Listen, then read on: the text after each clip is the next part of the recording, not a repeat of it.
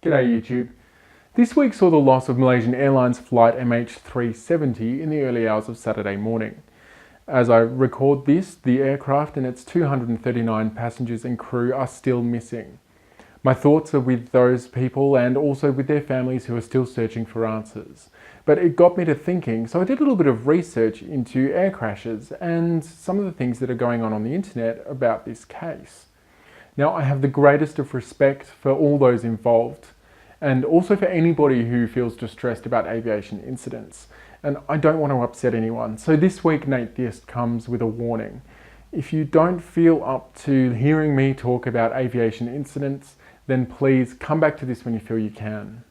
Otherwise, let's get stuck in. I'm Nate, and this is n8thiest. n8thiest, an experiment. In keeping with our theme, on this day, the 13th of March, back in 1928, Elsie McKay attempted to become the first woman to complete a transatlantic flight. She was inspired by the failed attempt of Ruth Elder the year before. Elsie purchased a Stinson Detroiter and enlisted the help of decorated World War I Royal Air Force flying ace Walter Hinchliffe as her pilot. They took off without much fanfare. Elsie had to keep things under wraps because she'd promised her family she wouldn't make the attempt. They took off from Raff Cranwell in Lincolnshire, were spotted over Cork in Ireland, and were seen by the SS Hosea Macy before vanishing somewhere in the Atlantic. No one knows what happened to her aircraft, the Endeavour, but a single wheel bearing a serial number washed up on a northwest Irish beach later that year. Talking about transatlantic flights, Amelia Earhart became the first woman to actually complete one when she made her attempt just over 2 months later. She went on to be the first female pilot to fly across in 1932. Now, Amelia Earhart has her own interesting disappearance story. She disappeared somewhere in the Pacific whilst attempting her round-the-world trip in 1937. In the years since Amelia's disappearance, there have been a whole bunch of conspiracy theories about what happened. Everything from her being captured by the Japanese and executed as a spy, to her assuming an alternate identity and living out the rest of her life in the States away from media scrutiny. Of course, there's little evidence to support any of these conspiracy theories, and her disappearance remains largely a mystery. Chances are she's probably on the bottom of the Pacific somewhere with her plane, although an alternative theory has it that she may have made it to another piece of land that was nearby but well out of the search radius. If that's the case, then an expedition later on this year should find some evidence for that. We'll just have to wait and see. It seems that any unexplained aircraft disappearance attracts a lot of outlandish theories. On Facebook this week, I saw this article claiming to have 6 facts that you're not being told about the Malaysian Airlines flight. A few of my friends posted this and talked about it, so I thought I'd have a little bit of a closer look and put a few of these supposed facts to the test. So, let's do it. Fact number 1. All Boeing 777 commercial jets are equipped with black box recorders that can survive any onboard explosion. Okay, for starters, black box, not actually black, it's orange. The term black box is just something the media likes to use. I know I'm being pedantic, but the point is that I'm trying to show that this guy maybe doesn't really know what he's talking about. So, the black box is actually called a flight data recorder, and he asserts that it's bomb-proof. Not true. It is pretty tough though. The minimum specifications require that it can withstand up to 3,400 Gs over a time period of 6.6 milliseconds. So that's roughly equivalent to an impact speed of 500 kilometers an hour and a deceleration distance of about 4.5 meters. Now that's pretty impressive, but far from indestructible. Fact number 2. All black box recorders transmit locator signals for at least 30 days after falling into the ocean. True, the author complains that nobody's found the signal yet, but I have a feeling that this might be clue number 2 that he doesn't know what he's talking about. Well, it turns out that radio signals aren't very good at travelling through water, so if a flight data recorder becomes submerged, it activates an acoustic locator beacon. This sends out pulses of ultrasonic sound, because radio waves don't travel through water, but sound does.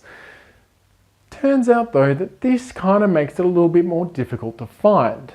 So the thing is, to detect a signal, you need a sonar. You can either have one attached to a ship or a submarine, or maybe sometimes underneath a helicopter, but it needs to be in the water and it needs to be relatively nearby.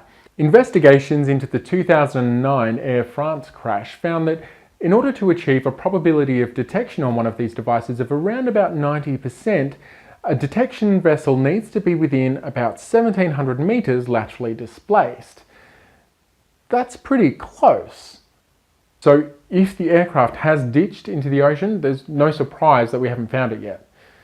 So we'll call that clue number 2. Fact number 3.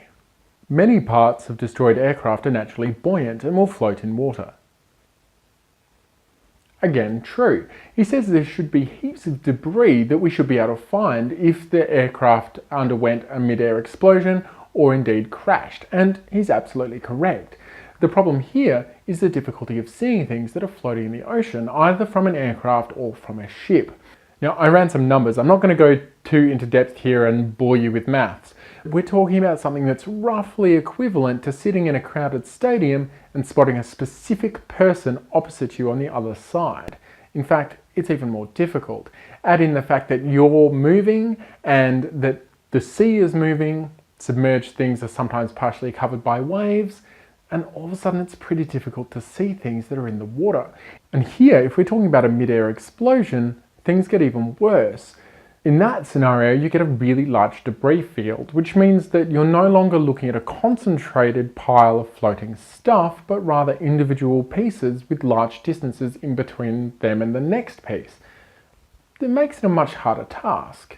Add in some uncertainty about the actual location of any potential debris field, plus 5 days of surface currents moving those objects around, and things get pretty difficult. The media reported that the search area has been expanded now to 20,000 square nautical miles. Google tells me that's roughly equivalent to just less than 13 million American football fields. That's a huge area. And there's clue number 3 that this author doesn't know what he's talking about. Fact 4. If a missile destroyed Flight 370, the missile would have left a radar signature. What? Who said anything about a missile? Just because some random crazy person on the internet said that, oh, it's been blown out of the air, doesn't make that true. What are you talking about? Where are you getting this from? It makes no sense at all. I don't...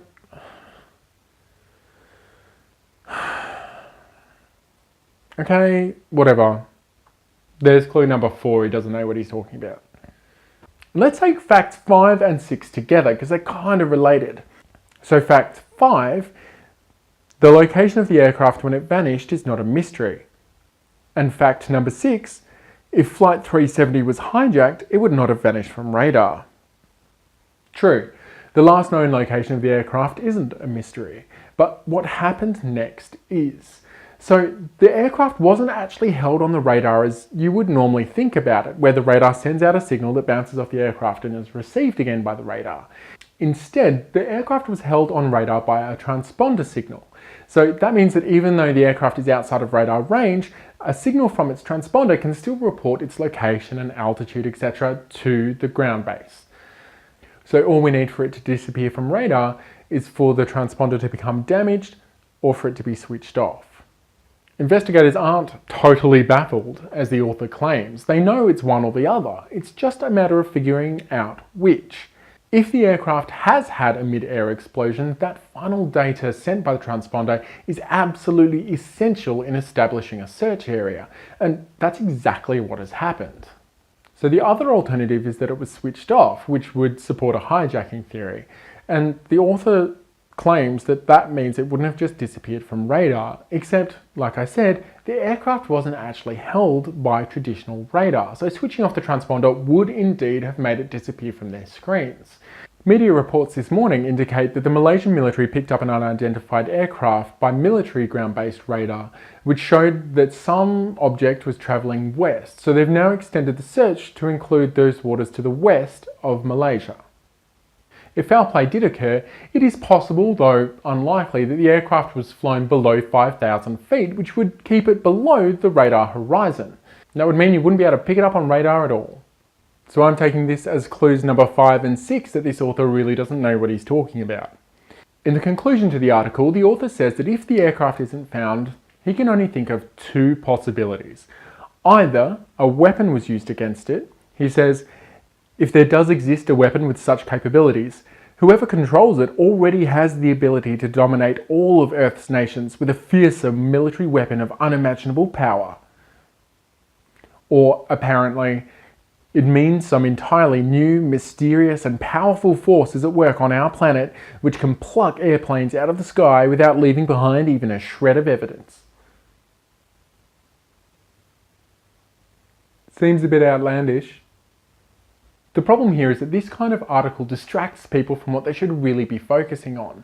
Distressed family members looking for answers might read an article like this, see the facts that it claims, and think that there might be something behind them. The last thing search agencies or the Malaysian government needs right now is to have its attention diverted. I mean, even just telling people that these claims are baseless is wasting valuable time and resources that should be spent on finding the aircraft.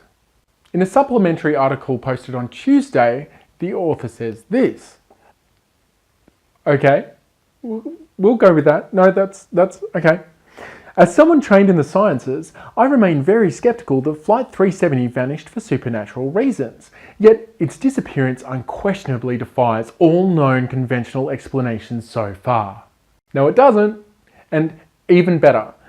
With each passing day that this search goes on without finding any debris from the flight, it is incredibly reasonable to at least entertain supernatural possibilities in the quest for answers. No, it's not. The 2009 Air France crash took 5 days to find some debris, and we're just hitting that time frame now. It's a little early to be invoking conspiracy theories, isn't it? I think it is. Give it a minute. These people are looking. Give them a chance. I mean, just a second. Why rush into conspiracy theories? They're doing their best. Just hold your horses. It's not reasonable at all. Why? What possible evidence do you have to suggest that? This makes no sense. So I thought I was going to leave it there, but then I thought, hold on, what kind of person writes an article like this? So I looked at the author's name and it rang a few skeptical bells. The author is Mike Adams, the self-proclaimed health ranger that runs the Natural News website. I know of him from some of my research into alternative medicine, and guess what? Massive supporter.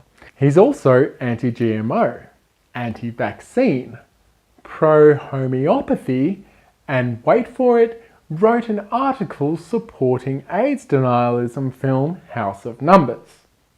This is where I need alarm bells. Ding, ding, ding, ding, ding. He's got no idea what he's talking about. Ooga, ooga. It's a crank. If you haven't heard me rant about my thoughts on AIDS denialism, please go and have a look at my first ever n8thiest video. It spells it out pretty clearly. So if you posted something about this article, please do me a favor. Either add a comment that says that it's all bunk, or add a link to this video, or delete the post altogether. According to the article's webpage, it's been shared more than 154,000 times on Facebook alone. That's terrifying. The last thing needed here are distractions based on outlandish claims with no basis in reality.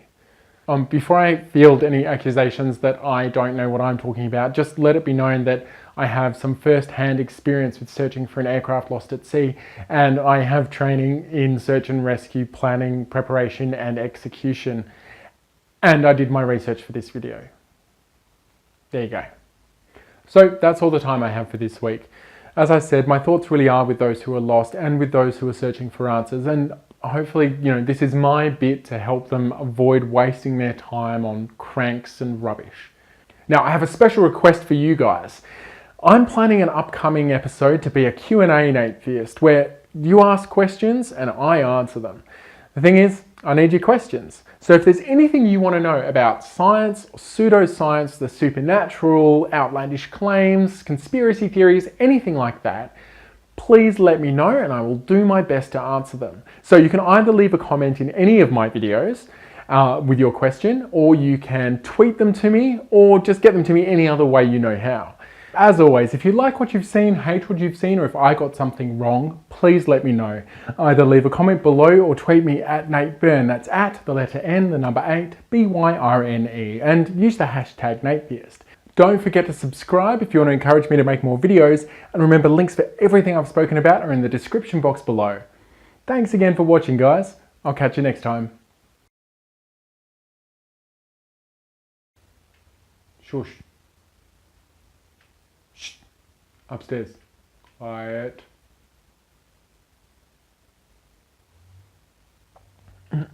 Okay.